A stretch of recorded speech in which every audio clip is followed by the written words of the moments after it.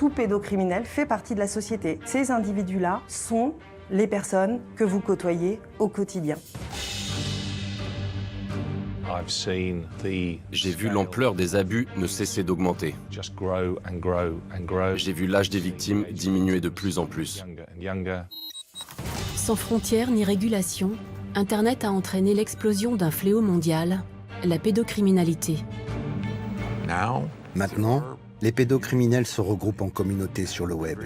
Et c'est encore plus dangereux, car ça renforce leurs pulsions et leurs fantasmes.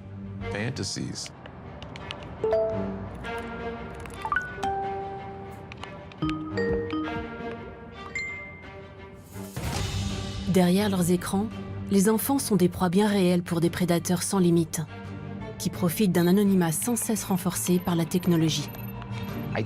Je ne comprends pas comment ces PDG de l'industrie de la tech peuvent se réveiller tous les matins en se disant « c'est génial, tout va bien ». Face à l'ampleur du phénomène, la communauté internationale s'organise.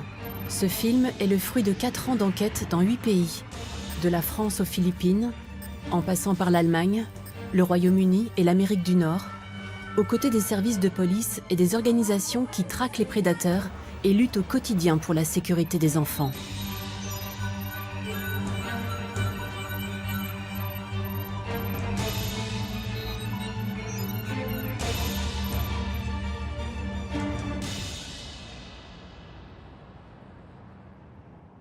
Der Fall Aileen, ist endlich gelöst. Denn der Tatverdächtige hat den grausamen Mord an der erst 14-Jährigen aus Baden-Württemberg gestanden. En avril 2022, Yann P., 29 ans, propose à Aileen, 14 ans, de discuter sur Snapchat. Commence alors une correspondance qui va durer 3 mois. Nous avons analysé en détail le téléphone portable d'Aileen et on a pu constater qu'elle avait connu l'accusé sur Snapchat fin avril 2022. Ils ont ensuite échangé plusieurs messages par jour, plus de 7000 au total, jusqu'au moment des faits. Ces messages montrent que l'accusé cherchait à obtenir des photos dénudées. Il s'agit donc bien de contenu à caractère sexuel.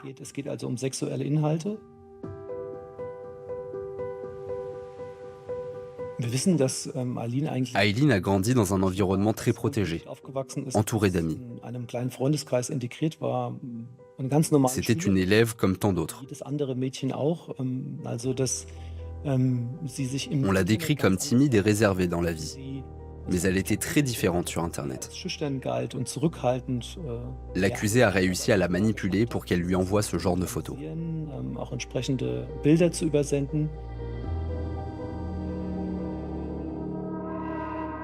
L'emprise est forte, les messages incessants. Aileen se laisse convaincre d'envoyer sa première photo nue. Au fil des semaines, Yann P. en exige toujours plus, ainsi que des vidéos de masturbation. Il établit les règles. Les messages deviennent de plus en plus oppressants. L'homme veut la voir en personne, mais l'adolescente refuse. Jusqu'à ce 21 juillet 2022, où l'homme ne lui laisse plus le choix. Il la menace d'envoyer toutes ses photos et vidéos intimes à sa famille. Terrorisée, Aileen cède. Et à 16h49, Yann P. a parcouru 300 km pour venir chercher Aileen. Le dernier message qu'elle envoie depuis la voiture est pour sa mère.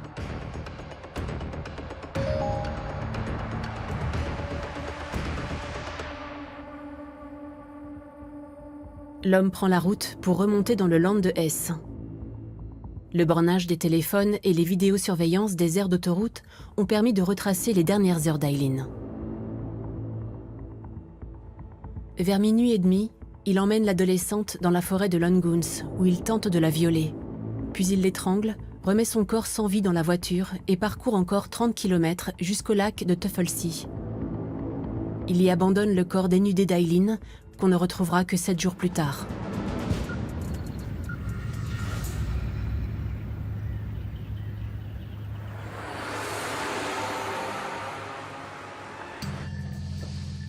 Le 13 juin 2023, Jan P. comparaît devant le tribunal de Giessen, dans le Land de Hesse. On en apprend plus sur son parcours. À l'âge de 14 ans, il a tenté de violer et d'étrangler une fille de 11 ans.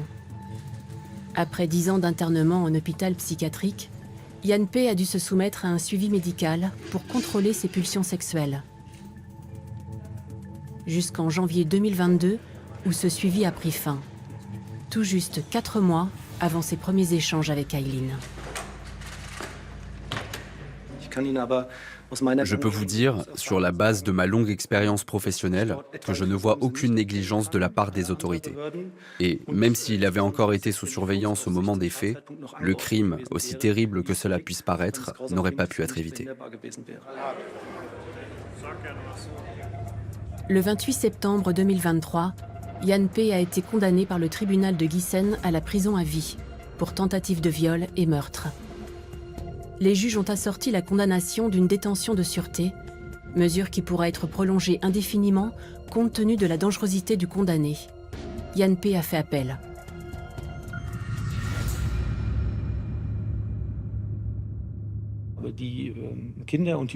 Souvent, les enfants et les adolescents ne se rendent pas compte de la vitesse à laquelle le numérique peut devenir réel. Et c'est exactement ce qui s'est passé ici.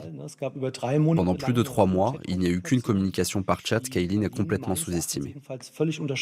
Tout à coup, cet homme se retrouve à sa porte et quelques heures plus tard, elle est morte. Pour moi, c'est un message très important pour les parents, les écoles et les enfants eux-mêmes. Il s'agit d'un danger à ne surtout pas sous-estimer. Je crois qu'il y a une forme de déni. On fait comme ça, en espérant que tout se passe pour le mieux, jusqu'à ce que ça arrive à vos enfants.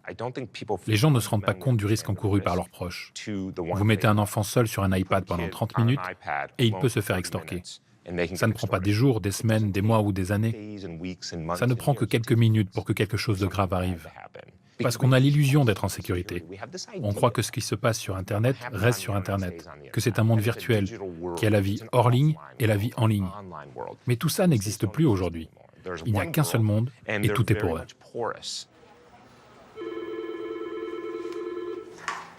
Willkommen am Hilfetelefon, hallo?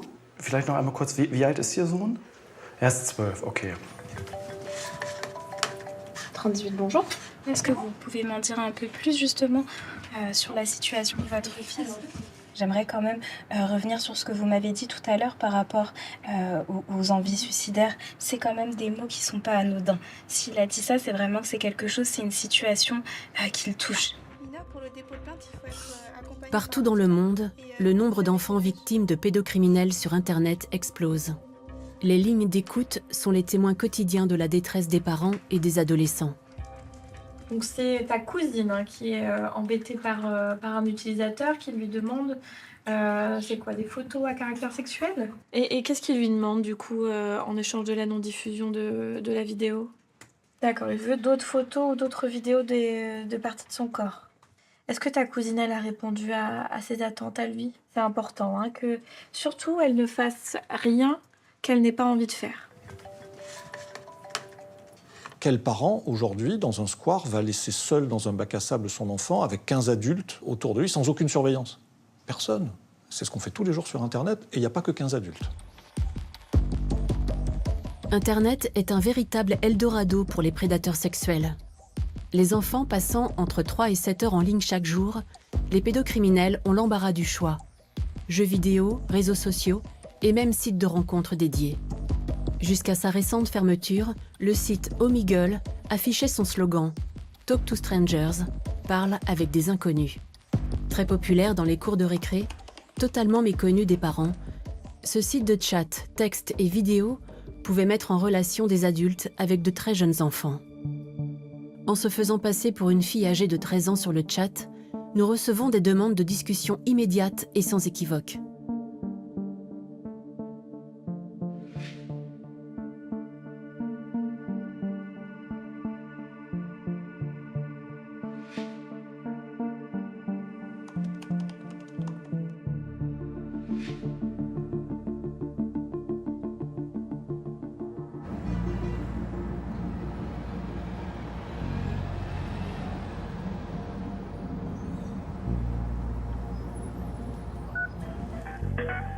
bien en attente de la section P4 du parquet de Paris. Nous allons vous répondre dès que possible. Au centre de lutte contre les criminalités numériques à Pontoise, en région parisienne. Oui, bonjour, comme cyber, C3N à Pontoise. La gendarmerie nationale s'infiltre dans différents chats et forums. Les enquêteurs se sont créés des légendes, de faux ados de 13 ou 14 ans, qu'ils connectent tous les jours. Il suffit littéralement de 2 minutes pour recevoir des messages, des photos ou des vidéos à caractère sexuel. Ouf. 1, 2, 3, 4, 5. Il y en a déjà qui me demandent si je veux mater. J'ai une vidéo. Ce que je veux voir, c'est qu'il y a la télé en face. Ça a l'air d'être du BFM.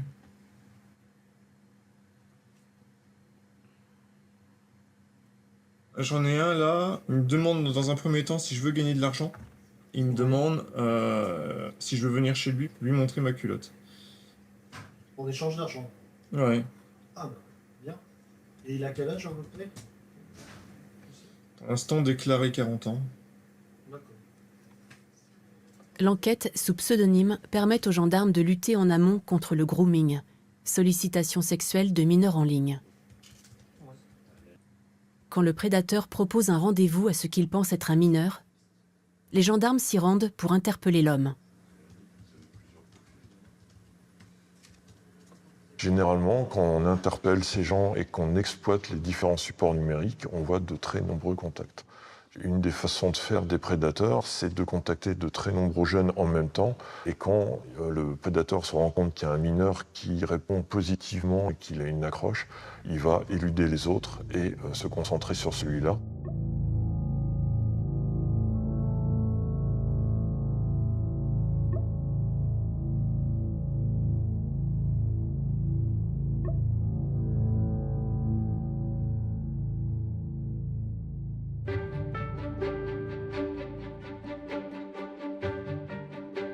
Au Royaume-Uni, au pays de Galles, à l'université de Swansea, une équipe multidisciplinaire a passé en revue plus de 600 chats de prédateurs sexuels condamnés pour grooming.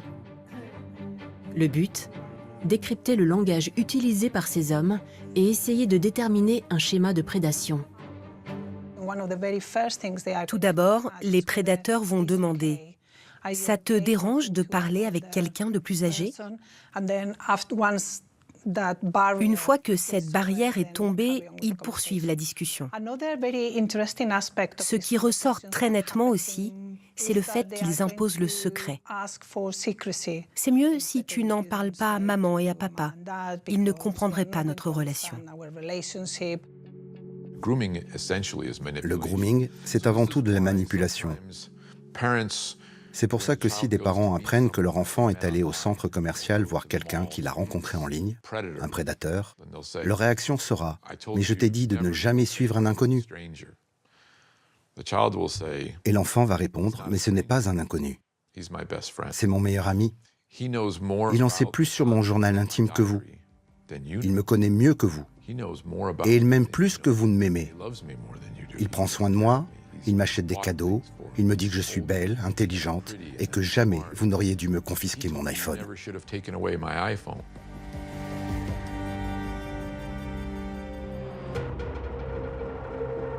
Quand l'enfant résiste, les prédateurs se font de plus en plus agressifs. L'application de messagerie Snapchat permet de géolocaliser ses utilisateurs, une fonction activée parfois sans qu'ils le sachent. Les prédateurs s'en servent pour menacer l'enfant de venir le voir chez lui. Le prédateur va chercher sur Internet tout un tas d'informations et plus l'empreinte numérique du mineur sera importante, plus le prédateur va trouver des informations pour menacer l'enfant. Et tout ça va aider dans le processus de menace pour pousser l'enfant à aller de plus en plus loin dans la nudité et dans les actes sexuels qu'il va accomplir sur lui-même, pouvant parfois pousser l'enfant jusqu'à accomplir des actes sur un membre de la fratrie, sur le petit frère ou sur la petite sœur. Une récente étude de l'ONG We Protect Global Alliance, menée sur des jeunes de 18 à 20 ans, dans 54 pays, montre qu'un jeune sur 3 affirme avoir été sollicité sexuellement en ligne pendant son enfance. En Allemagne, comme dans tous les pays occidentaux, le grooming est devenu un phénomène de masse, sous-signalé aux autorités, car totalement intégré par les enfants eux-mêmes. C'est regrettable, mais sur Internet, le grooming est vraiment devenu une normalité. Sur les réseaux sociaux, tout va très vite. Avec les photos, les agresseurs voient tout de suite s'il s'agit d'un enfant ou non. Mais sur les jeux en ligne, c'est encore plus facile. Parce qu'ils vont jouer avec l'enfant, commenter la partie et proposer de passer sur WhatsApp pour rejouer ensemble plus tard. En 2017, face à la montée en puissance des cas de grooming, Europol lançait une grande campagne de prévention. L'objectif, sensibiliser au fait qu'il est impossible de savoir qui se cache derrière un profil.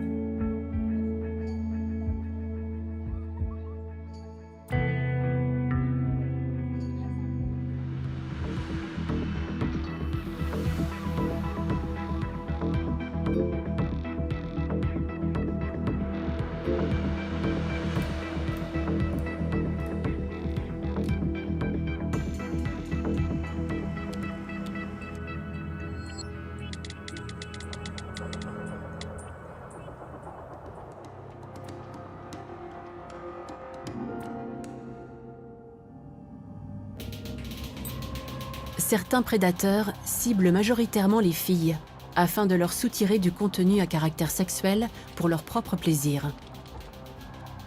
D'autres s'attaquent essentiellement aux adolescents garçons pour utiliser le contenu intime comme moyen de chantage financier. Ce type de sextorsion s'est étendu jusqu'aux réseaux criminels d'Afrique de l'Ouest. On observe à l'Office donc une explosion de ces signalements pour des faits de sextorsion. Pour vous donner un ordre d'idée de cette augmentation, en 2020, on recevait quelques dizaines de signalements pour des faits de sextorsion, et alors qu'en 2023, on en a déjà reçu près de 8000, dont 1300 ont été reçus seulement ces 30 derniers jours.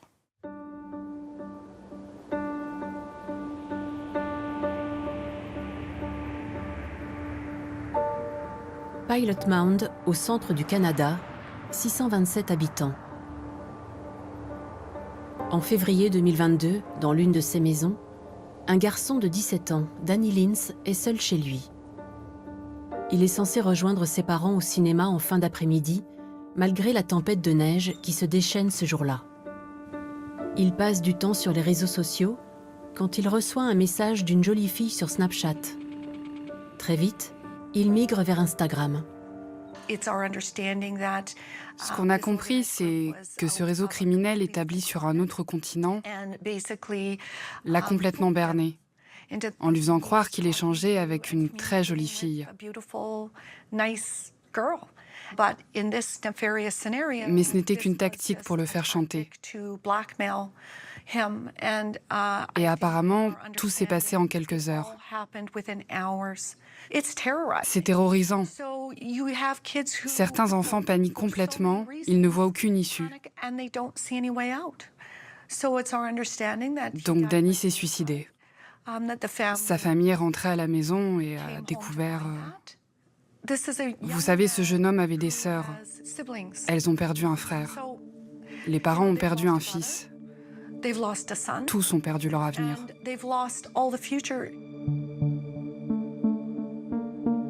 Au Centre canadien de protection de l'enfance, à Winnipeg, environ 50 signalements sont traités chaque semaine.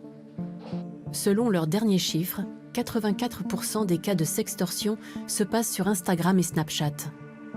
Et 91% des victimes sont de jeunes garçons. Quand on est face à un problème tel que la sextorsion, il est très important de comprendre ce qui est en jeu. Comme tout le monde, on a vu une explosion de ce genre de dossier. Et l'on constate que ces réseaux organisés sont de plus en plus doués. Ils savent exactement quelles vulnérabilités exploiter, comme la découverte du corps chez les adolescents. Et les garçons sont surreprésentés dans ce type d'extorsion. Harcelé par des escrocs situés à des milliers de kilomètres, Danny s'est senti tellement désespéré qu'il a mis fin à ses jours seulement 3 heures après le début du chat. En France, à Rennes, c'est en seulement 2 heures que Quentin s'est poignardé en direct face à celui qui l'extorquait. Aux États-Unis, au Royaume-Uni, en Irlande, Walker, Braden, Carter, Gavin, James, Waylon, de jeunes garçons qui ont payé pour qu'on ne diffuse pas leurs images et qui ont vu le piège se refermer sur eux.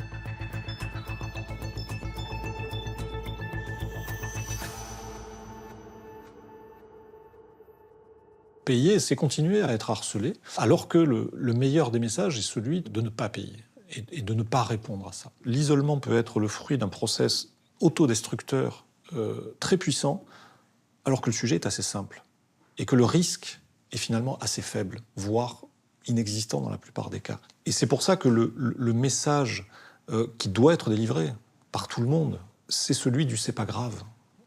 Ça n'est pas si grave. Pour moi, il est vraiment temps d'avoir une conversation avec vos enfants et de leur expliquer les risques. Si vous tombez sur une fille en ligne que vous venez juste de rencontrer et qui vous demande de lui envoyer des nudes, respirez un grand coup et prenez le temps de vous demander si c'est judicieux. Parce que le risque que cette personne soit en fait un homme, en Afrique ou aux Philippines, qui tente de vous extorquer est vraiment élevé. En 2009, l'ONU estimait qu'à chaque instant, 750 000 prédateurs sexuels seraient connectés. 15 ans plus tard, selon les experts, ils seraient 3 fois plus nombreux, soit près de 2,5 millions. Et le premier endroit où ils vont chercher des images d'enfants, c'est sur les réseaux sociaux des parents. En Allemagne, une photo sur 4 trouvée sur les ordinateurs de pédocriminels provient de Facebook ou d'Instagram. En France, un enfant apparaît en moyenne dans 1300 photos et vidéos sur les réseaux sociaux avant l'âge de 13 ans. Le narcissisme numérique qualifie le fait que beaucoup de personnes aiment se mettre en scène sur Internet et prennent des risques dans le but d'obtenir des likes et des abonnés. Mais tout le monde devrait être conscient que les photos d'enfants postées en profil public risquent de se retrouver sur des sites de prédateurs sexuels.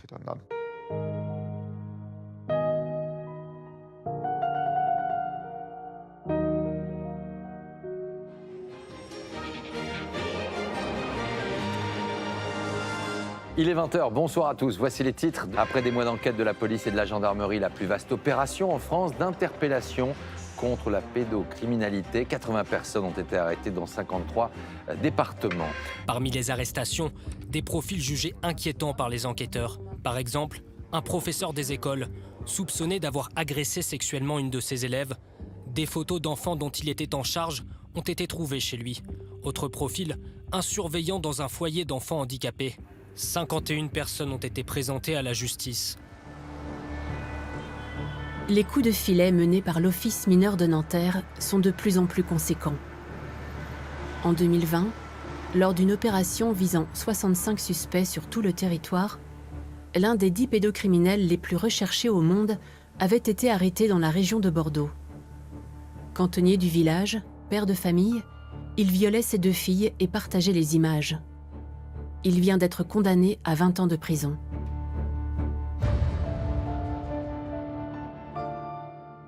Ce que je peux vous donner comme chiffre pour essayer de se représenter la menace pédocriminelle, c'est de vous dire qu'à l'Office, on reçoit chaque jour 700 signalements d'internautes qui échangent et qui visionnent des contenus pédocriminels en France sur Internet. En Allemagne, les coups de filet menés par la police criminelle conduisent à des centaines d'interpellations chaque année.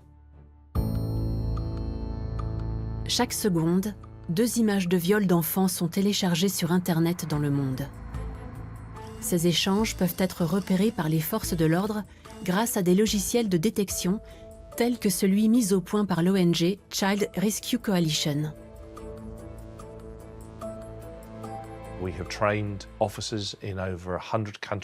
Nous avons formé des officiers de police dans plus de 100 pays à travers le monde.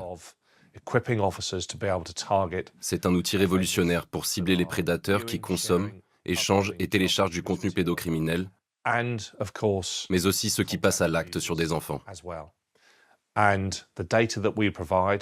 Les données que nous fournissons donnent une idée précise de l'ampleur de la menace partout dans le monde.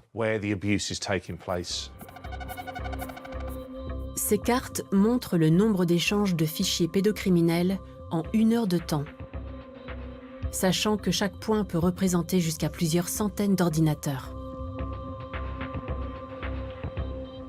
En raison de ces serveurs très performants et peu coûteux, l'Europe stocke à elle seule 66% de ces images d'abus sexuels d'enfants.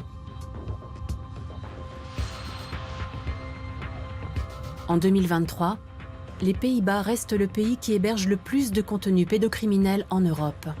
L'Allemagne est en 4e position, la France en 5e.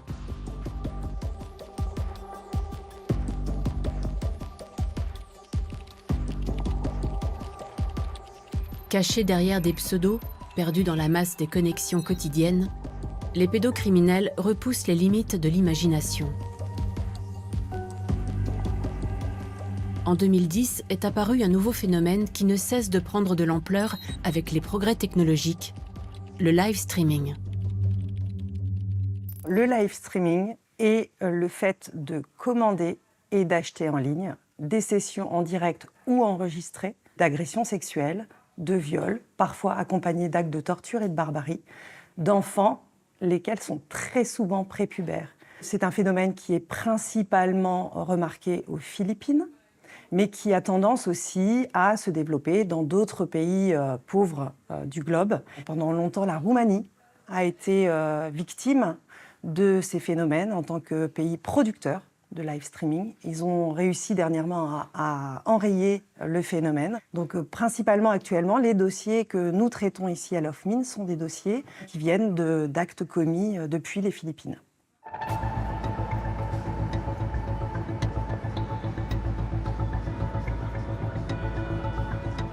Pour les forces de police, l'infiltration est le seul moyen d'atteindre les commanditaires de ces viols. Aux États-Unis, le Homeland Security Investigations, ou HSI, est avec le FBI l'une des 2 agences gouvernementales qui a pour mission d'enquêter sur la cybercriminalité. Avec cette particularité de cibler les crimes commis hors des frontières américaines, partout sur la planète. On a vu la demande pour ces viols en live streaming exploser, particulièrement aux Philippines.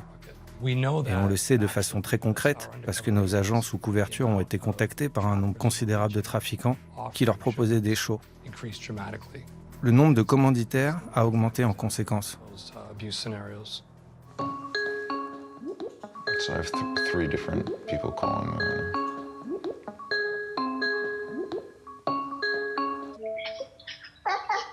now. Hey. Hello. What are you doing? Just wake up. You just wake up. Hey, you said your daughters are there? Yes, yes. Hi. Is she getting ready for school? Yes. Okay.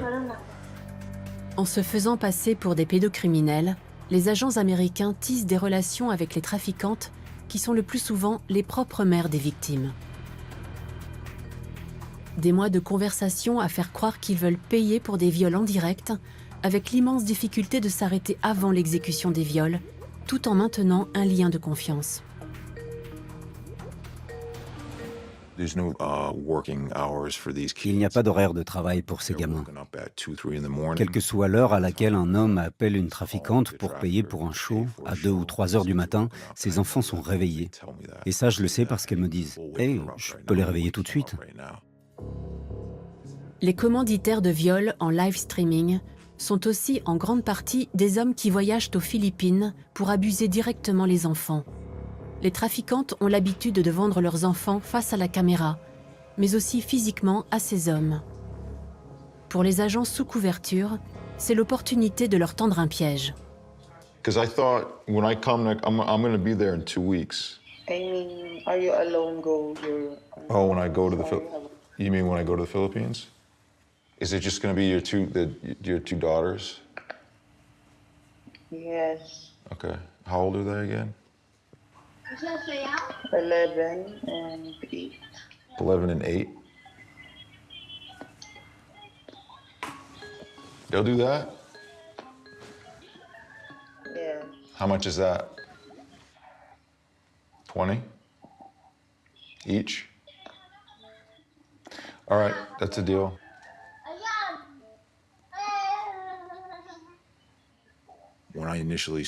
Quand j'ai commencé à travailler sur ces affaires, la toute première trafiquante me disait qu'elle pouvait abuser de son enfant pour une somme aussi dérisoire que $10.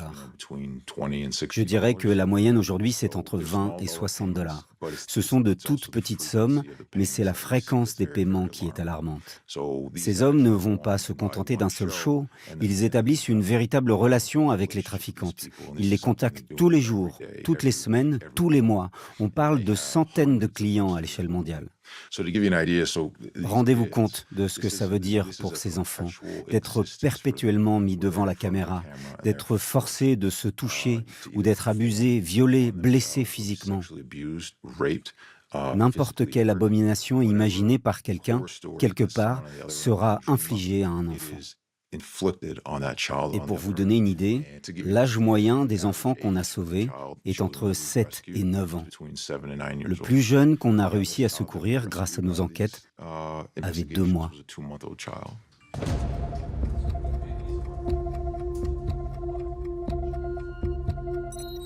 Quelques jours après les dernières discussions de Jack avec les trafiquantes, toutes les cibles sont identifiées et localisées. Une partie de l'équipe du HSI vient d'atterrir aux Philippines pour mettre au point l'opération de terrain avec la police locale.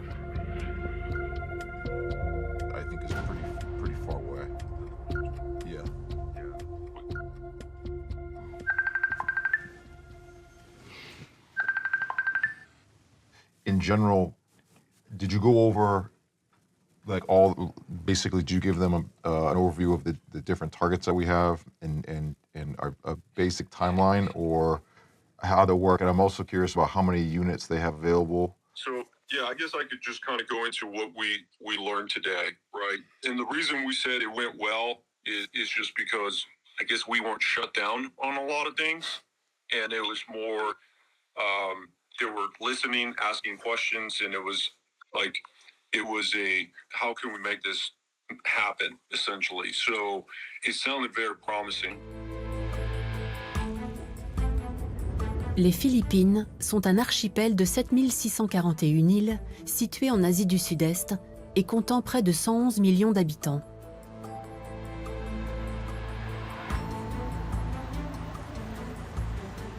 « 20% de la population vit dans une extrême pauvreté. Le pays est une destination de prédilection des prédateurs, l'exploitation sexuelle des enfants y étant systémique. Pour les forces de police étrangères qui enquêtent sur le live streaming aux Philippines, la tâche est compliquée par une loi spécifique à ce pays. Les preuves numériques ne suffisent pas. Il faut que quelqu'un soit témoin direct du crime sur le point de se produire pour pouvoir interpeller le suspect. Si on a une vidéo d'un trafiquant en train d'abuser sexuellement un enfant et de lui faire du mal, et si on peut identifier la victime et l'abuseur, eh bien cette vidéo, même si elle montre le crime en train de se produire, n'est pas une preuve, car il n'y a pas de témoin direct du crime. Donc, on est obligé d'employer d'autres techniques d'enquête pour pouvoir intervenir.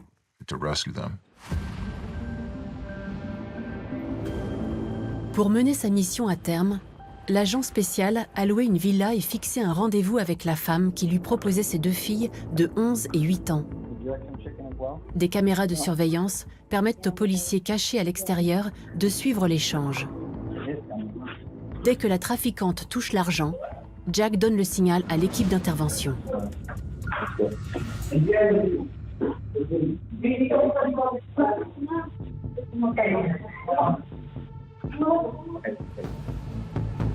En 15 jours, les agents du HSI et les policiers philippins ont pu conduire 3 opérations, permettant de libérer de ce trafic 11 enfants, dont le plus jeune était âgé de 5 mois.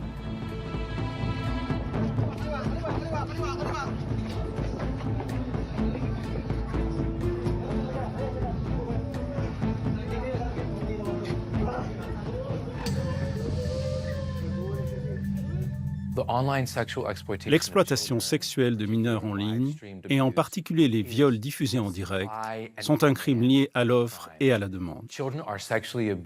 Les enfants sont abusés sexuellement aux Philippines pour répondre à la demande de délinquants sexuels à travers le monde. Et parce que des commanditaires sont prêts à payer pour ça, ça rend le business très lucratif aux Philippines. Si personne n'était prêt à payer, tout ça n'existerait pas. Donc, on ne doit pas se leurrer, c'est bien la demande qui crée l'offre.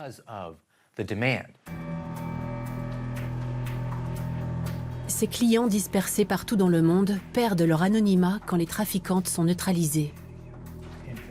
Les agents américains ont accès aux noms et adresses de connexion des commanditaires et les envoient aux forces de police du pays où ils résident. Grâce à cet échange de renseignements, les enquêteurs de l'Office mineur de la police judiciaire de Nanterre ont pu interpeller un homme de 31 ans quelque part en France.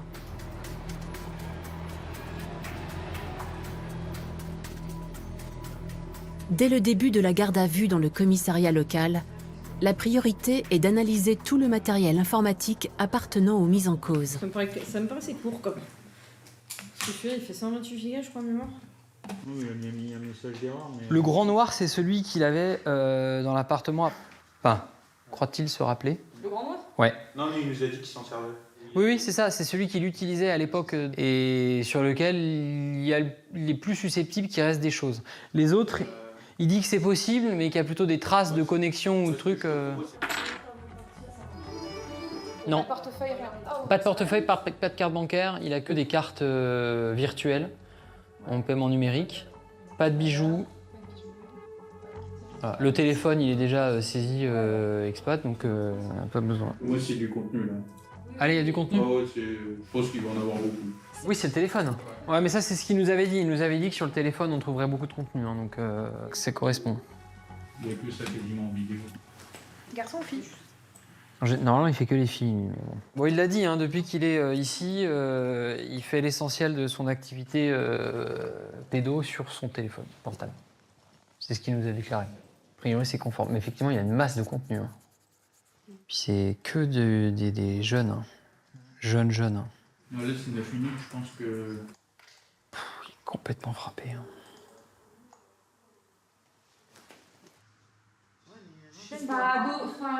Moi j'aurais. Oh, je sais pas. Ouais, elle est pubère. Hein. Ah ouais, avec ses petits seins. Ouais. Tu lui donnerais quel âge? 13-14 ans. Ah ouais? Là, de ce que vous avez aperçu vite fait, vous diriez qu'il y a du moins de 5 ans ou pas sur la détention? Pour le moment, je pense pas. Bon. C'est quand même, ça a l'air d'être un peu plus vieux. Ouais, entre 5 et prépubère, quoi. Les enquêteurs travaillent en lien direct avec le substitut du procureur de la section mineure du parquet de Paris. La directrice d'enquête mène les auditions du mis en cause et rapporte les éléments au magistrat qui peut décider de prolonger la garde à vue toutes les 24 heures. Oui, monsieur Brouillet, bonjour. On l'a interpellé à 15h15 hier. Ok, parfait. Dans l'appartement, on a trouvé un téléphone, un ancien téléphone et des paires de chaussettes d'enfants qui traînaient. C'est la photo que vous m'avez envoyée. Voilà ce que je vous ai envoyé. Ensuite, on est allé au domicile chez sa mère. Ok. Il y avait 6 ordinateurs portables. Oh putain. Ouais. Il y avait des disques durs ou pas? Il y a des disques durs aussi. En plus. Ouais. Je vais vous dire, il y a 4 disques durs externes, 1 disque dur interne et 6 ordinateurs portables et 3 tablettes. Ok, donc tout ça c'est parti à l'expat. Vous avez fait comment là? Vous avez réussi à tout brancher? Vous avez fait Ah non, ils ont branché l'ordinateur qu'il a utilisé le plus récemment et son téléphone portable qui est branché aussi. Ok. Quand est-ce qu'on aura les premiers résultats de l'ordi? Alors j'en ai déjà quelques-uns pour l'instant. Il y a énormément de conversations avec par WhatsApp et Telegram avec des échanges d'images et de vidéos avec des enfants et à caractère pédo. Hein. Non, on a déjà de la pédo dans le portable oui. Et dans l'ordi. Bon, et bah, comme d'hab, ce qu'il faut bien, c'est les dates des échanges avec les Philippines et puis des pénétrations, quoi. Oui. Essayer de voir si on a des viols ou pas. Ouais, c'est ce que... Parce que, comme d'hab, de toute façon. Par exemple, il nous dit que le dernier show qu'il a eu, c'était hier, donc avant-hier maintenant, où l'enfant a baissé sa culotte et a senti les chaussettes. Ah, donc il a eu des shows jusqu'à hier. Oui. Enfin, hier, avant-hier maintenant. Oui. Bah, je vais commencer par ça. Ça marche. Bon, bah, je vous laisse continuer. On fait le point ce soir. Allez, bon courage. En se passant en direct, le live streaming ne laisse pas de traces. Il faut donc minutieusement relier toutes les conversations du mis en cause avec les trafiquantes, les heures de connexion sur Skype, WhatsApp ou Telegram et les paiements envoyés. Un véritable travail de fourmi.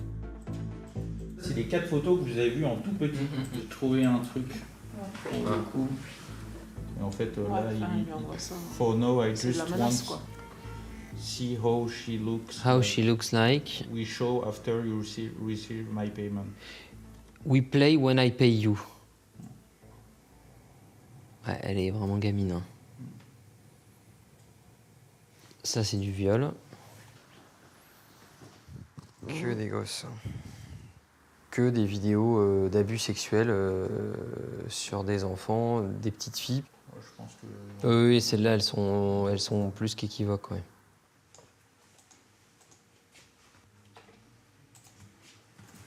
Youssa Kim. Tu vois. Voilà. J'étais pas allée jusque-là. Est-ce qu'il peut sentir ses chaussettes sur son pied? Elle lui dit, il peut pas éjaculer, il est trop jeune. Et lui dit, bah oui, moi c'est pas ce que je recherche, mais bon, oui, ça. Non, mais là, je veux dire. Donc là, il demande à la mère de sucer son fils de 9 ans. De 4 ans. De 4 ans, celui-là. Oui, celui-là, il a 4 ans. Celui de 9 ans, il est malade. D'accord. Pour les enquêteurs de l'OFMIN, cet homme de 31 ans est l'un des plus importants dossiers de commanditaires de live streaming. Cet homme sans histoire, sans casier, fils de bonne famille, a dépensé en 10 ans plus de 40 000 € pour assister à des viols d'enfants en direct, soit en moyenne un viol tous les 3 jours. Au moment de son interpellation, il prévoyait de voyager aux Philippines pour passer à l'acte lui-même sur les enfants. On estime que entre 25 et 50% des individus qui font de la pédocriminalité en ligne passent aussi à l'acte physiquement sur des enfants. Donc tout le monde est concerné. Tout le monde. Vous pouvez avoir une personne assise à côté de vous dans le métro qui se livre à de la pédocriminalité en ligne, votre voisin de bureau, votre artisan préféré, la personne qui s'occupe au quotidien de vos enfants. Donc en fait, tout pédocriminel fait partie de la société. Ces individus-là sont les personnes que vous côtoyez au quotidien. C'est la face cachée des personnes que vous voyez tous les jours.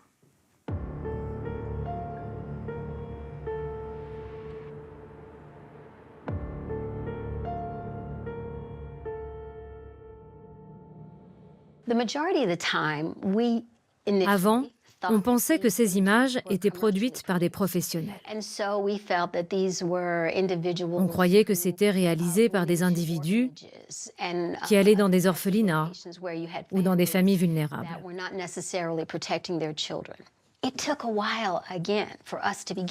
Ça nous a pris du temps pour comprendre que les producteurs de contenu sont avant tout les membres de la famille. Comme pour les abus sexuels, qui sont commis en majorité par quelqu'un de la famille, proche de l'enfant.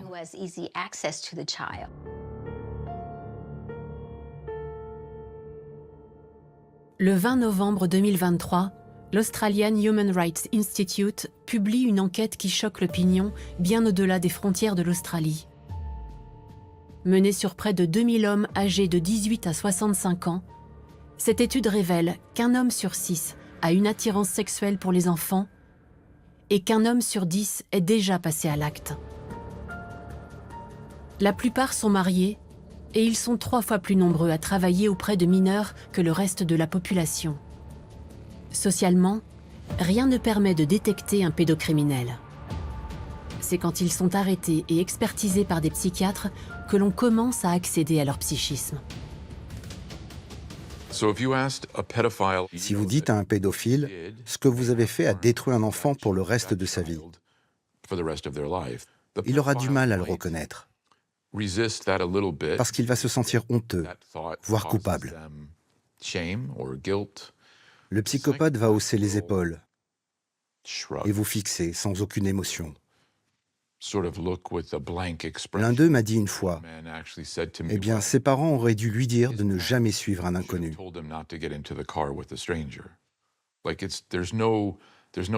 C'est comme s'il ne se rendait pas compte du mal qu'il cause.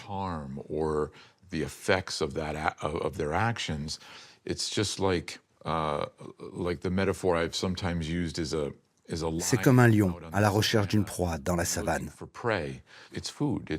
C'est juste de la nourriture pour répondre à un besoin primaire. Et le sadique, je me rappelle d'un cas que je suivais. Je lui ai dit, ce que vous avez fait a pu traumatiser cet enfant à vie. Il m'a répondu en souriant, je sais, c'est pour ça que je l'ai fait. Tout ce qu'il voulait, c'était détruire cet enfant. Il m'a dit, je veux que cet enfant ne m'oublie jamais, qu'il ne cesse jamais de souffrir. C'est pour ça que j'ai choisi un enfant vulnérable. N'oubliez pas que l'abus sexuel est par essence un crime de pouvoir et de contrôle. L'agresseur peut tirer beaucoup d'excitation du pouvoir absolu qu'il exerce sur sa victime. Sur les images analysées à travers le monde, l'âge des enfants victimes ne cesse de baisser.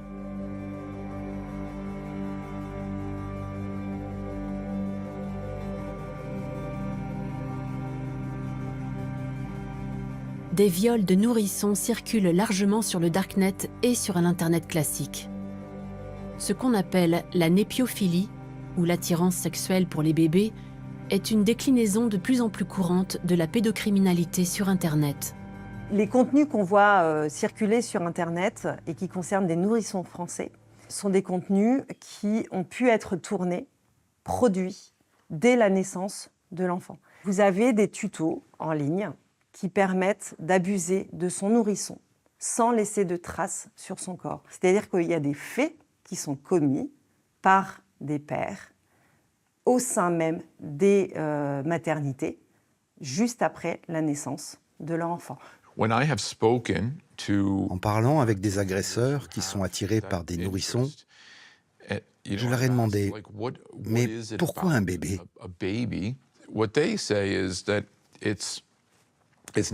Pour eux, ce n'est pas le côté fille ou garçon qui importe. C'est la douceur de leur peau, leurs cheveux soyeux, leur odeur, le son des gazouillis, ou encore la façon avec laquelle ils agrippent leurs doigts.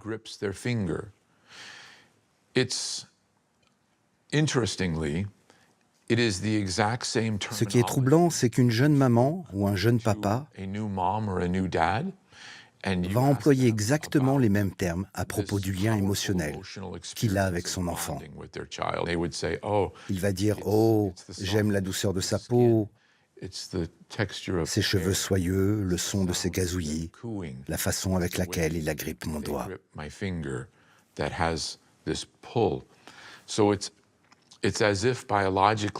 C'est comme si biologiquement ce lien puissant et normatif glissait vers quelque chose de tout aussi puissant, mais anormal, et même sexuel dans ce cas. Qu'ils soient des parents, des grands-parents, des oncles, des babysitters, les pédocriminels ne se sentent plus isolés. Ils s'organisent, se multiplient, se légitiment. Dans les années 50, si quelqu'un avait des tendances déviantes, il n'avait personne avec qui en parler. Aucun réseau pour discuter ou échanger des vidéos. Maintenant, les pédocriminels se regroupent en communauté sur le web. Et c'est encore plus dangereux, car ça renforce leurs pulsions et leurs fantasmes, ce qui les décomplexe totalement.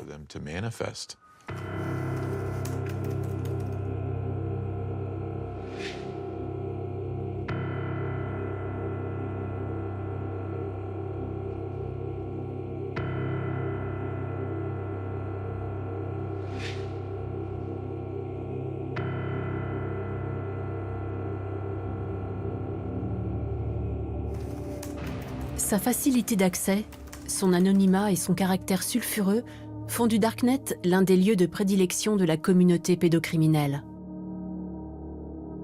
En quelques clics, on plonge dans cet Internet souterrain où l'on trouve tous les trafics possibles et inimaginables. Armes, drogues, chair humaine, poupées sexuelles gonflables en forme d'enfants ou de bébés.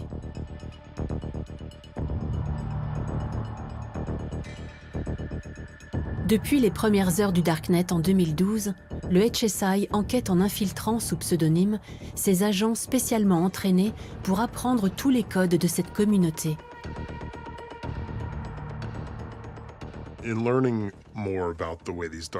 En étudiant le fonctionnement du Darknet, on a très vite compris que c'était du crime organisé.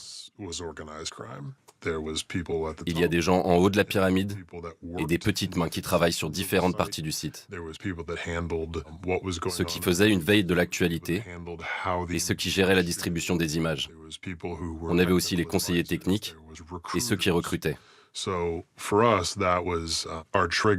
Là, ça a été un déclic. On s'est dit, il faut infiltrer ces sites pour en apprendre plus, savoir jusqu'où ils vont.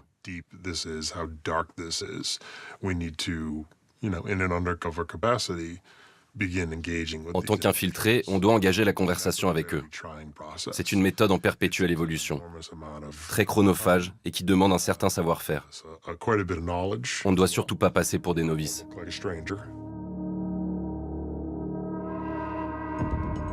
Actuellement, le HSI infiltre une centaine de plateformes sur le Darknet. Chacune d'entre elles compte entre 20 000 et 400 000 membres. Plusieurs millions d'individus qui s'échangent des images, mais aussi des manuels du parfait pédocriminel. Il existe plusieurs versions du manuel du pédophile. On le trouve assez facilement, que ce soit sur le Darknet ou l'Internet classique. Le dernier que j'ai consulté faisait 200 pages. Ça parle de tout.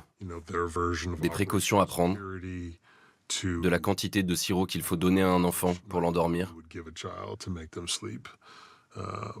comment le désensibiliser aux violences physiques, le meilleur moment de la journée pour le kidnapper, en combien de temps la police réagit, ou encore comment se défendre au mieux pour répondre de ses actes. Ça fait froid dans le dos. Si les gens savaient ce qu'il y a là-dedans, ils seraient vraiment choqués. À ce jour, au moins 5 manuels du parfait pédocriminel sont en circulation sur Internet. Seuls l'Allemagne, les Pays-Bas et la Belgique en pénalisent la possession. Ils restent légaux dans les autres pays européens, dont la France, et aux États-Unis, dès lors qu'ils ne contiennent pas d'images pédocriminelles. Pourtant, illustré ou non, le contenu est sans ambiguïté. Avec d'impensables conseils techniques liés par exemple aux pratiques sexuelles selon l'anatomie des enfants.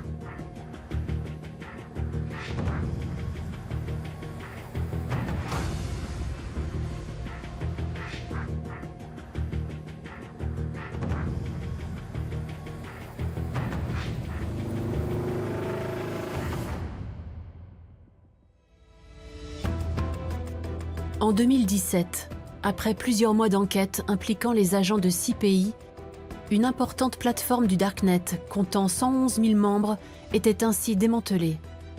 Son nom, Elyséum, en référence au lieu des délices dans la mythologie grecque, qui faisait partie des enfers et où séjournaient les âmes des hommes vertueux. 3 administrateurs et un modérateur du site étant de nationalité allemande, c'est la BKA, la police criminelle, qui a pris la direction de l'enquête avec le parquet général de Francfort. Située au 7e étage d'un parking du centre-ville pour des raisons de sécurité, la procureure Julia Busweiler dirige l'Office central de lutte contre la criminalité sur Internet. La plateforme Elysium était accessible uniquement via le Darknet. Le forum comprenait une collection d'images et de vidéos stockées et triées en différentes catégories. Il y avait une catégorie garçons et une catégorie filles, ainsi que des sous-catégories. Les enfants étaient classés par tranche d'âge, mais aussi par préférence sexuelle. Il y avait des chats qui permettaient aux membres de communiquer entre eux, avec 2 espaces différents, le Girls Lovers Chat et le Tiny Lovers Chat, selon que les préférences sexuelles des utilisateurs étaient liées aux filles ou aux très jeunes enfants. Et là, ils pouvaient discuter entre eux, échanger des idées ou encore publier des liens vers des images. Man geht sehr, sehr freundlich miteinander um. Aber man sieht ja genau hier, dass es wirklich Sammler sind, beziehungsweise es hauptsächlich darum geht, das Material zu tauschen, neues Material zu bekommen. Genau. Ja, die Währung sind Bilder und Videos. Ne? Das ist ja das gemeinsame Interesse. Genau. Eine kommerzielle Variante oder Aspekte gab es hier eher nicht. Gab's nicht. Genau, also dass da jetzt irgendwie verkauft wurde, nee. Okay. Es geht darum, dass man möglichst viel Material im Umlauf bringt, möglichst neues Material verfügbar hält, dass es auch immer richtig eingeordnet war. Das war ja die Aufgabe der Moderatoren auf den Foren, zu gucken, dass die Bilder auch korrekt eingeordnet sind. Genau. Ja.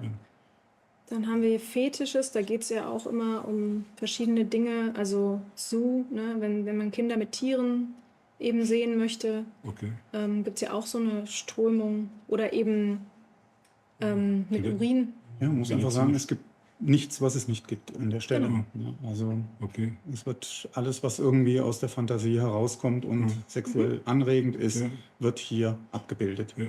Genau. Auch in Reizwäsche, Kinder, das ist auch so eine Strömung natürlich. Und all das war jetzt hier sortiert, sehr gut abrufbar für die Nutzer, sodass man, wenn man sagt, okay, ich habe eine bestimmte Präferenz, war es eigentlich relativ einfach, sich hier durchzuklicken und das Material dann eben zu finden, was man gesucht hat. Ce qu'il faut comprendre, c'est que même sur le Darknet, on peut être exposé à des poursuites pénales. Les polices du monde entier collaborent entre elles pour infiltrer ces sites. Personne, mais vraiment personne sur ces plateformes ne devrait être certain de ne pas être découvert. Je veux leur lancer un appel. Pensez aux enfants. Vous vous persuadez qu'ils y prennent du plaisir. Ils n'y prennent pas de plaisir. Nous allons les aider, c'est notre mission. Et tôt ou tard, vous devrez rendre des comptes. En 2021, la police criminelle allemande et le parquet de Francfort démantelaient une autre plateforme du Darknet. Boys Town comptait cette fois 400 000 membres. Ça peut être frustrant que les sites démantelés soient parfois de nouveau actifs en seulement quelques heures. Mais ça ne nous décourage pas pour autant.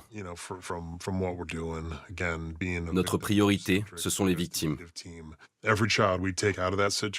Donc à chaque opération réussie, c'est un enfant sauvé et des images en moins à regarder.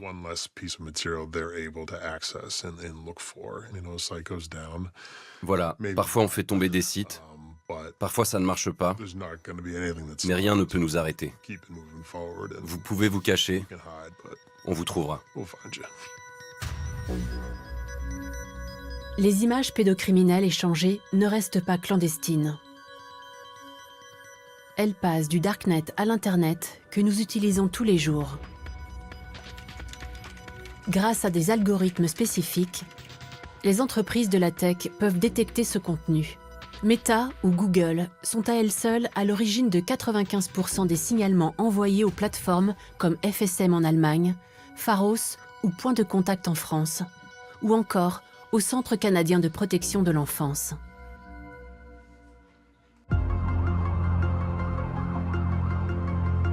Mais c'est aux États-Unis, là où sont basées de nombreuses entreprises de la tech, que l'essentiel de ces liens suspects arrive. Le National Center for Missing and Exploited Children, le NCMEC, est un acteur majeur de la lutte contre l'exploitation sexuelle de mineurs en ligne. Fondée en 1984 pour rechercher les enfants disparus, cette ONG a progressivement élargi son action aux nouveaux risques encourus par les enfants avec l'apparition d'Internet. Sur leur plateforme CyberTipLine, entre 80 000 et 100 000 signalements de contenus pédocriminels arrivent chaque jour. Le nombre de signalements sur notre CyberTipLine connaît une croissance exponentielle depuis une dizaine d'années. Et on le doit en partie aux entreprises de la tech qui ont amélioré leurs méthodes de détection. Au NCMEC, comme dans d'autres ONG, on fournit gratuitement des empreintes numériques pour chaque image pédocriminelle connue, afin que ces entreprises puissent les identifier et les retirer. Souvent, les gens se demandent si le problème s'aggrave ou si on le détecte mieux. Mais pour être honnête, c'est un peu des deux. Depuis sa création en 1998, la CyberTipLine est passée de 3 000 signalements par an à 32 millions en 2022, ce qui représente 88 millions d'images identifiées en circulation. Derrière chaque signalement, au moins une victime potentielle.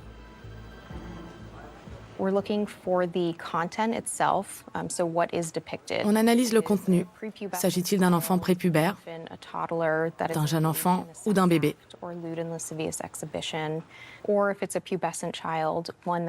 S'agit-il d'un acte sexuel, d'une photo de nu? Cet enfant a-t-il déjà été identifié par le NCMEC?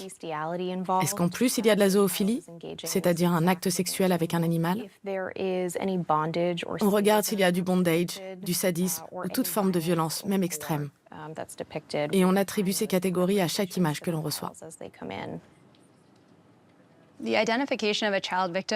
L'identification d'un enfant victime dépend largement des informations dont on dispose. Pour certains, on est capable de les identifier très vite.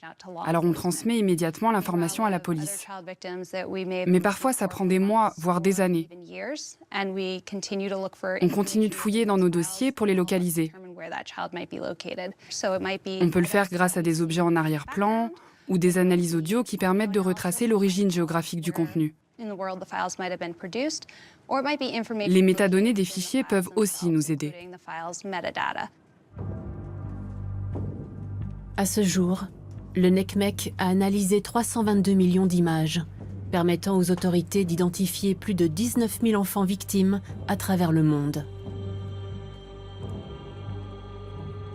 Les plateformes et les sociétés d'Internet, pour nous, sont des véritables partenaires, puisqu'en réalité, ce sont les yeux des services d'enquête. C'est par la détection des contenus qu'elles vont faire que nous allons avoir connaissance des faits de pédocriminalité en ligne, que la plupart du temps nous ignorons, puisque ce sont des faits qui sont encore très peu dénoncés par les victimes elles-mêmes. Je pense qu'il faut que ça s'accompagne, nous, en termes de société, d'un véritable mouvement en matière de protection de l'enfance. La question, à mon avis, qu'on doit se poser tous aujourd'hui collectivement, c'est de se demander, est-ce que nos sociétés sont prêtes à sacrifier une petite partie de nos libertés individuelles pour assurer une détection des contenus pédocriminels en ligne et donc protéger des enfants qui sont victimes d'abus sexuels.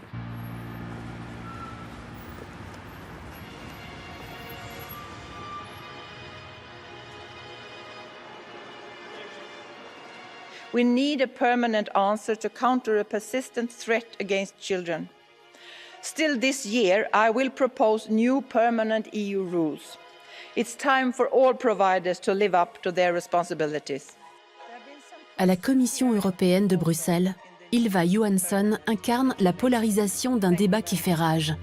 Faut-il obliger les entreprises de la tech à analyser nos communications pour y détecter un éventuel contenu pédocriminel ? Tout ce qui a été fait jusqu'ici repose sur le volontariat des entreprises de la tech.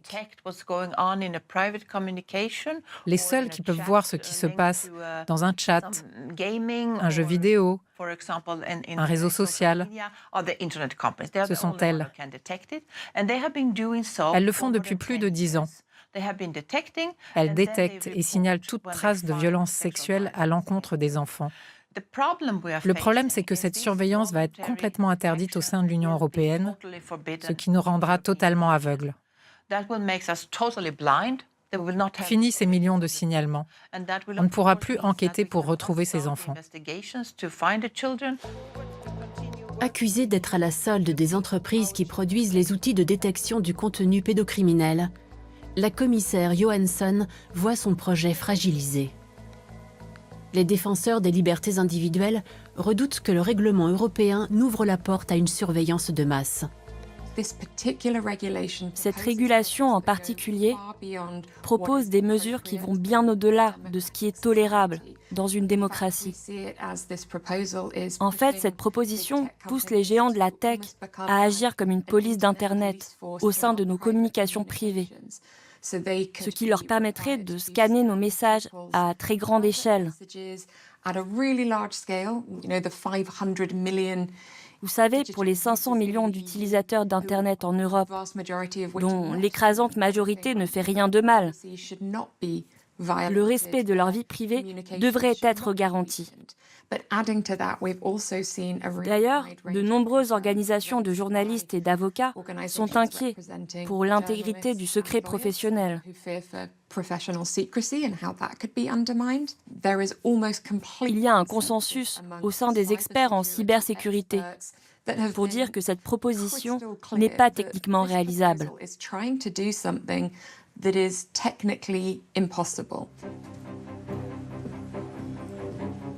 Au cœur de ce débat, les communications chiffrées de bout en bout, comme sur WhatsApp ou Telegram.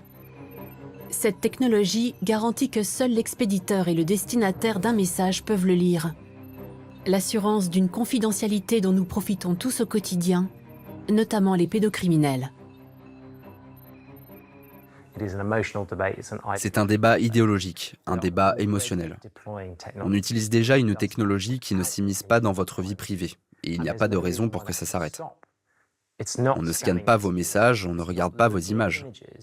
Vraiment, on parle là d'un algorithme qui transforme une image en un chiffre. On le compare ensuite à une liste de chiffres, et s'ils correspondent, c'est qu'il s'agit d'une image pédocriminelle, et on la bloque. C'est aussi simple que ça. C'est quelque chose qu'on fait tous les jours depuis 10 ans. Et aujourd'hui, les gens viennent nous dire que c'est impossible. Comment ça peut être impossible alors que je le fais déjà ?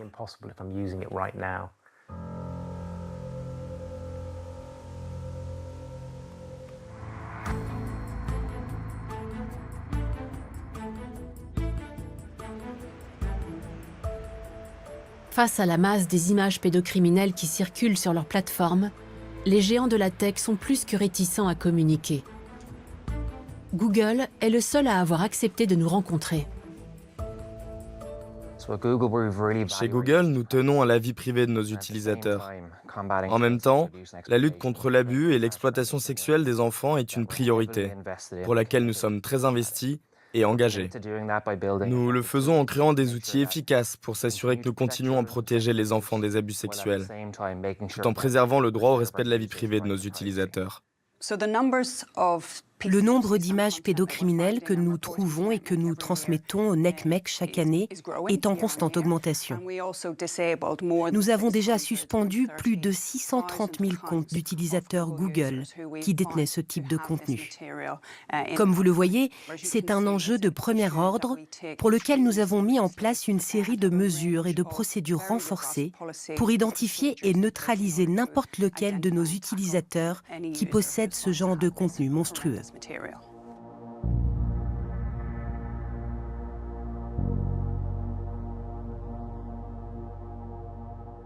Dear Mark Zuckerberg, CEO of Meta. I was 13 when I was groomed online and sexually assaulted in my bedroom. But sharing my story of survival gave me strength. No child should ever have to experience what I went through. And yet today, on your platforms, online child sex abuse is worse than ever. Cette campagne du Home Office britannique a été lancée en septembre 2023. Par la voix d'une survivante, il était demandé à Meta de renoncer à son projet de chiffrer les communications privées sur Messenger et Instagram comme elles le sont déjà sur WhatsApp.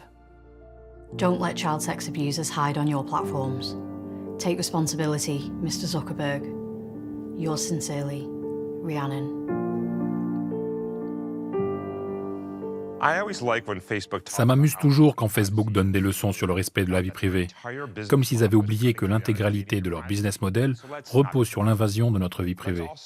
Arrêtons d'être hypocrites. Il faut reconnaître qu'il existe un dilemme autour de la notion de vie privée. Dans la vraie vie, on arrive à composer avec ça. Quand je vais à l'aéroport, je renonce un peu à ma vie privée. On me fouille, on fouille mes bagages.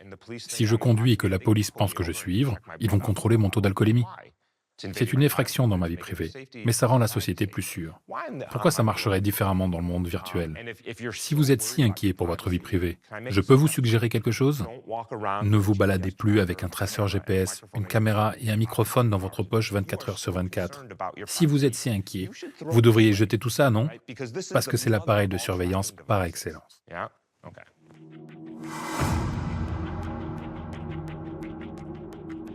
Resté sourd à l'appel des survivants, Meta a finalement décidé de chiffrer toutes les communications de ses applications.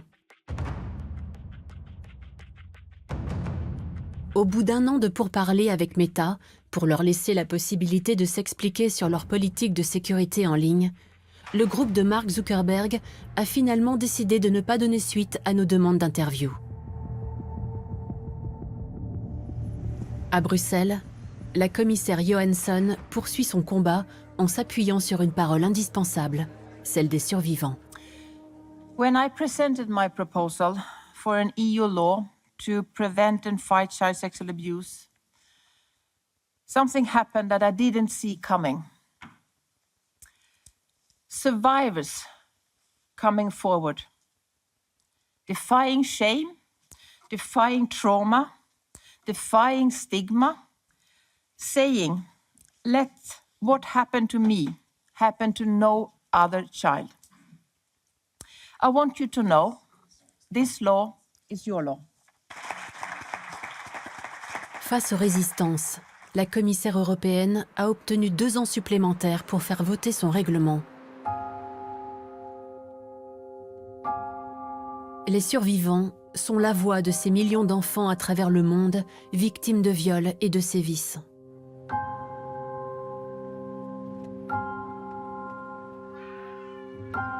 Aux Philippines, on estime qu'1 enfant sur 100 est victime d'exploitation sexuelle en ligne.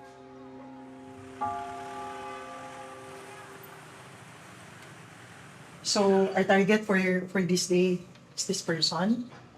These are the persons that were victim, and one of it is unidentified to be rescued this afternoon.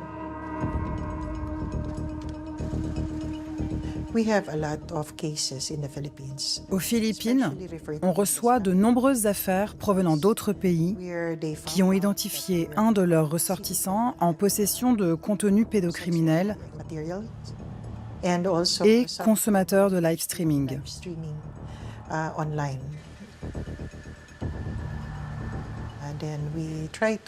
Le commanditaire est interpellé dans son pays, tandis qu'ici, nous essayons de secourir les enfants et d'arrêter le trafiquant.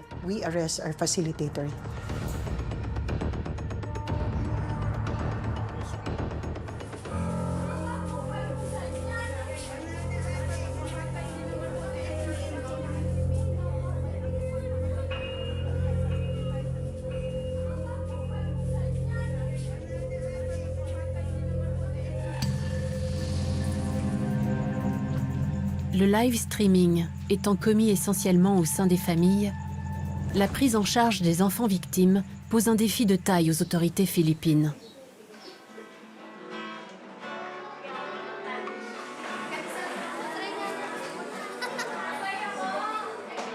Car les enfants sont sauvés du trafic, mais aussi séparés de leurs parents en quelques heures. Il faut alors leur trouver une place dans des foyers d'accueil.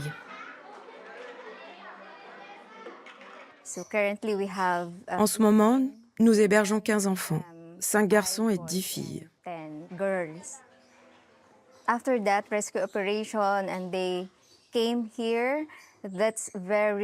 Ils arrivent ici après l'opération de sauvetage, ce qui est très traumatisant pour eux.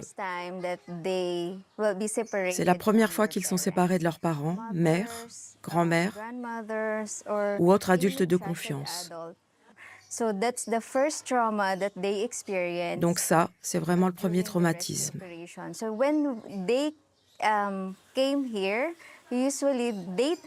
En général, ils ne nous voient pas comme un soutien. Ils pensent que nous sommes leurs ennemis et ils ont très peur d'être envoyés en prison. Un grand nombre d'enfants exploités viennent des bidonvilles. C'est d'ailleurs la pauvreté qui est mise en avant par les familles pour justifier le trafic. Bien que la pauvreté soit l'une des causes de ce crime, ce n'est pas le principal moteur. Les trafiquants locaux qui exploitent et abusent ces enfants, bien souvent dans leur maison ou dans leur communauté, sont en fait surtout motivés par l'argent facile en vendant des vidéos ou des viols d'enfants en live streaming à des prédateurs sexuels partout dans le monde. Les enfants qui ont pu être secourus aux Philippines ont souffert de ces viols en live streaming pendant en moyenne 2 ans. Pour certains, une grande partie de leur enfance s'est déroulée devant des caméras pour des clients occidentaux. Je m'appelle Cassie. J'ai 25 ans. Mes parents sont pauvres, mais ils sont heureux dans une toute petite maison. Tout a commencé quand on a rencontré cet homme. Je ne le connaissais pas, mais il nous a promis une vie meilleure.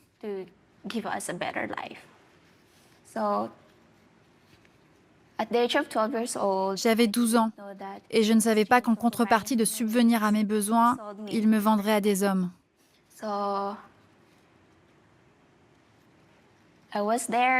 Donc j'étais là, à faire des choses inexplicables devant la caméra. Je voyais les visages de ces hommes d'autres pays qui regardaient mon corps nu de 12 ans. Et ça a duré presque 5 ans, car je n'avais pas le courage de le dire à quelqu'un. J'avais peur. Et je n'étais pas la seule enfant dans cette maison. Nous étions 6, et la plus jeune avait 1 an. À chaque survivant, sa résilience. Pour Cassie, c'est la danse qui lui a permis de se reconstruire.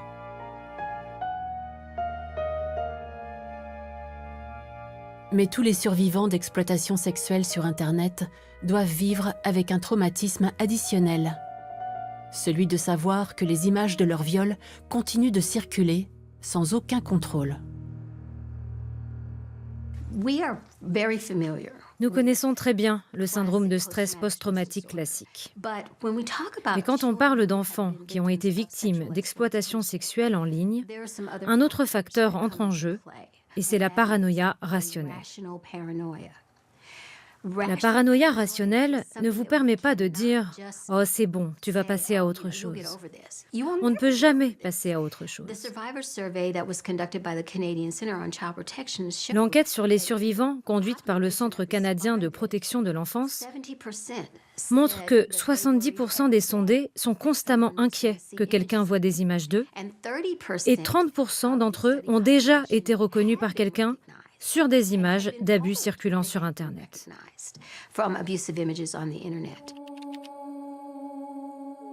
L'un des enjeux de leur survie, traquer les images de leur viol et les faire retirer.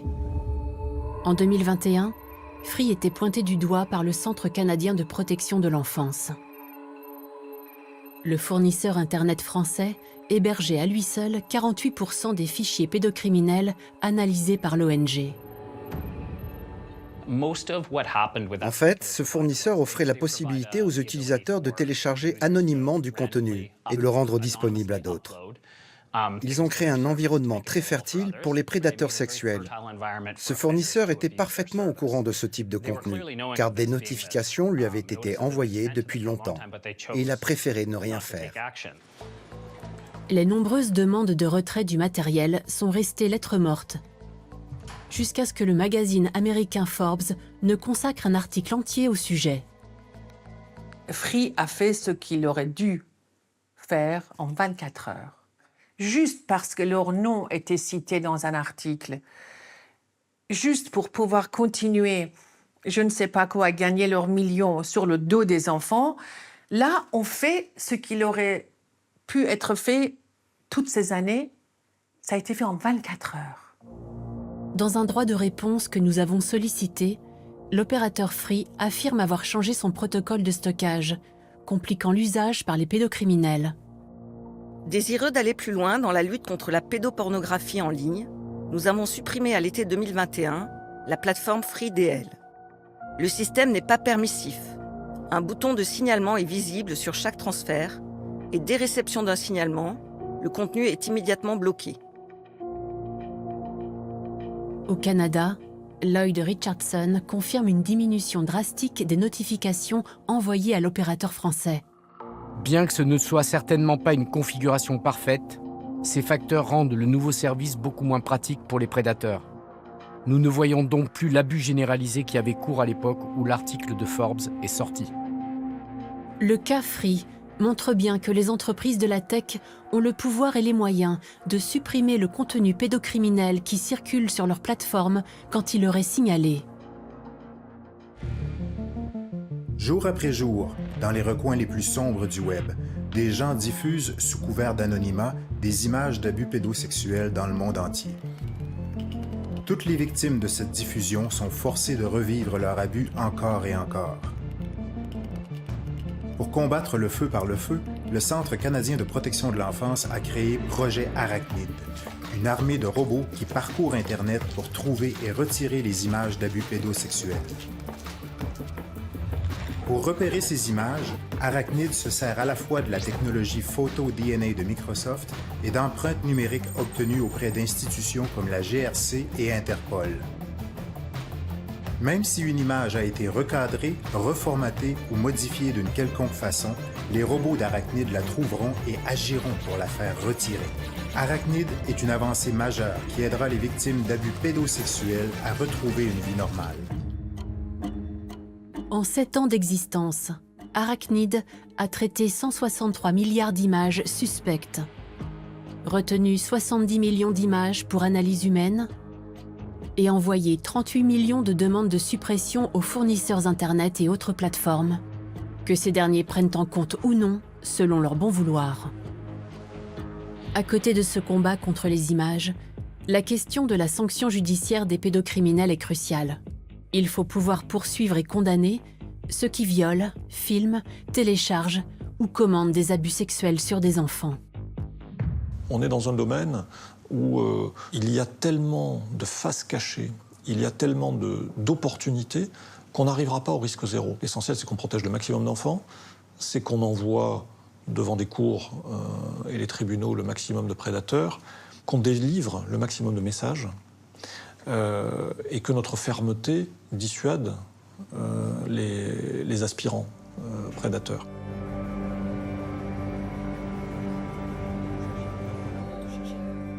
Dans l'affaire de l'homme de 31 ans, interpellé par l'Office mineur de Nanterre, les enquêteurs ont réuni un maximum d'éléments pendant les 4 jours de garde à vue.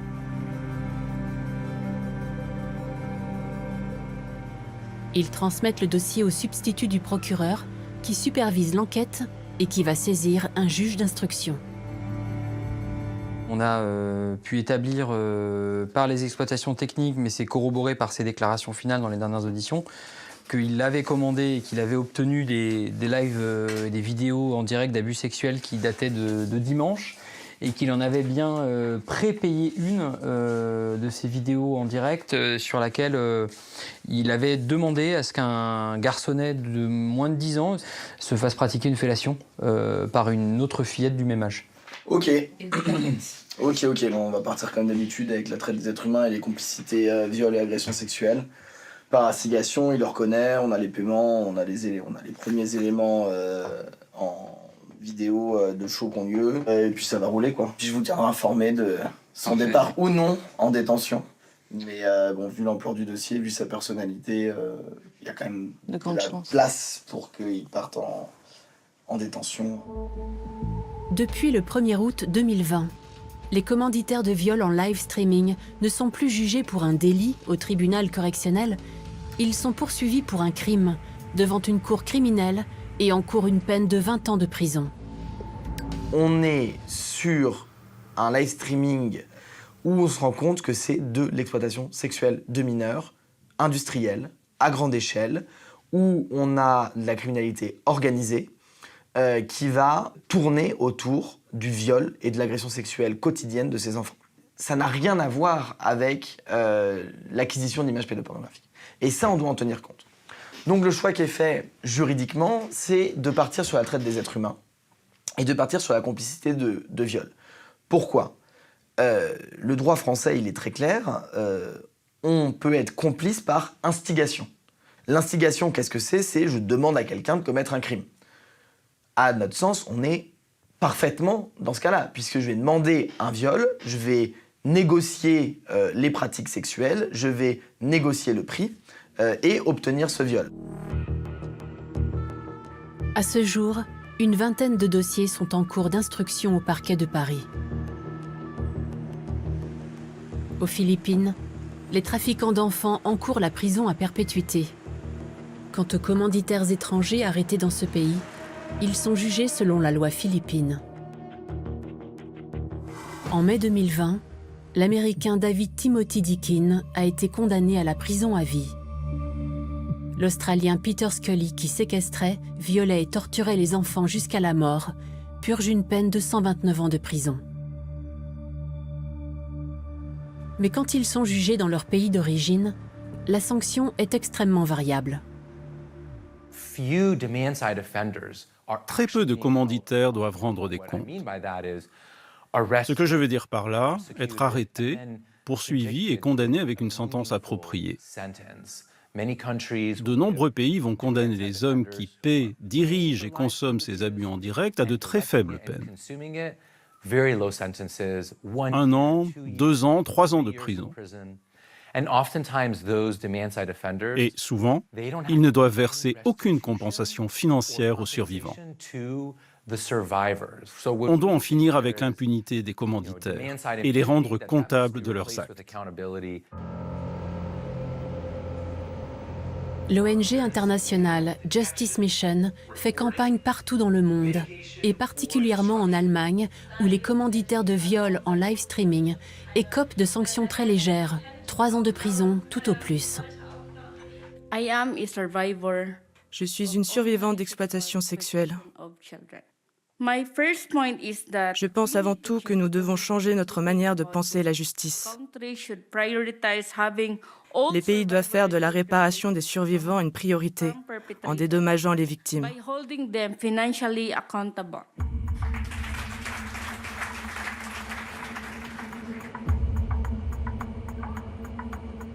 Dans cette lutte contre la pédocriminalité sur Internet, les entreprises de la tech détiennent le pouvoir de rendre leurs produits et nouvelles technologies plus sûrs.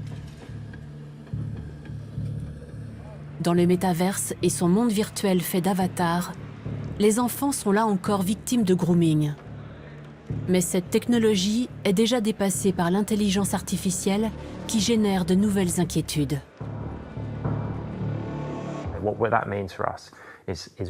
On a constaté l'émergence de nouveaux contenus hyper réalistes représentant de très graves abus sexuels sur des mineurs. Des images de vrais enfants mixées à des images à caractère sexuel. Tout ça se passe maintenant et les garde-fous n'existent pas parce que personne n'a pensé que ça pourrait être un problème. Ce que les entreprises doivent commencer à faire, c'est penser à la sécurité avant de sortir leurs produits. Avant qu'ils ne circulent sur le net, qu'ils ne soient distribués partout et qu'ils ne commencent à faire du mal. Il y a des éditeurs qui me permettent de créer en masse du contenu pédocriminel. Exemple, je veux avoir une collection de 10 images d'une fille qui aurait 2 ans, qui serait habillée en tenue SM, en cuir chêne, les jambes écartées avec du sperme partout. Merci de me faire 10 images. Le logiciel les fait. Et les gens les prennent et les mettent sur les réseaux sociaux. Ce sont des centaines d'images qui, tous les jours, finissent sur les réseaux sociaux. Comment est-ce que quelqu'un peut admettre ça ? Eh bien, c'est fait. En 2023, sur la planète, c'est fait. Et tout le monde s'en fout. Je crois fondamentalement dans le pouvoir de la technologie pour changer de façon puissante et phénoménale les individus, les sociétés et le monde. Mais ce n'est pas l'Internet pour lequel j'ai signé. Ce n'est pas l'Internet d'il y a 25 ans supposé démocratiser l'accès à la connaissance, rendre le monde plus compréhensible. C'est tout l'inverse qui est arrivé. Je pensais que la seule chose qui ferait l'unanimité, c'est la protection des enfants. Mais ça fait des années qu'on se bat avec l'industrie de la tech pour qu'elle fasse le strict minimum. Si on ne peut pas s'entendre sur ça, alors on est très mal parti pour tout le reste. Vraiment. C'est le seul sujet qui devrait mettre tout le monde d'accord. Et voilà où on en est.